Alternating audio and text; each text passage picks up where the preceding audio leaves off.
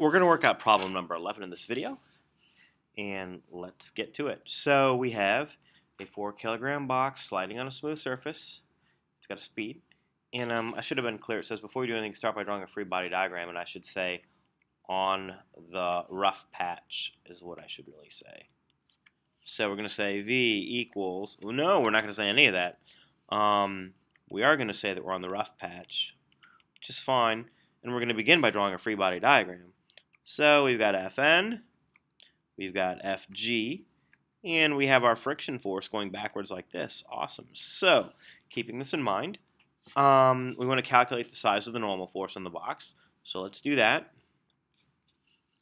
So the normal force minus the weight force equals 0. And for the weight force, we know it's mass of 4. So to get the weight force, that's going to be 4 times 10. And that's how we're getting 40 newtons. So the normal force is, in fact, 40 newtons here because Fg is 40. Now let's use this to get the acceleration of the box from the friction. So we know that the force of friction is going to equal mu kinetic times the normal force. We were told that 0.2 times 40, which we've got for Fn, and that's going to be 8 newtons.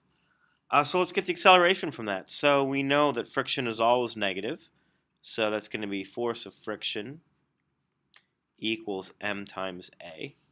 Friction always tries to slow us down, so we'll say negative 8 equals, the mass is 4 times a, so a is going to be negative 2 meters per second squared. And now the time it takes the box to stop, we're going to use V equals AT plus V naught. So 0 equals negative 4 times t plus the 8 meters per second that we started at. Yeah? No, 20 meters per second, sorry. And a is negative 2. Really not being accurate today. So when we solve, that's going to give us a time of 10 seconds for the box to stop. And the distance it takes to stop, well, here we go. Let's use x equals 1/2 at squared plus v naught t plus x naught. Putting in our numbers, that's going to be 1/2 times negative 2 times 10 squared plus v naught is 20 times 10. So when I solve this out, I'm going to end up getting 100 meters needed to slide to stop. So that is the practice exam for non-honor students.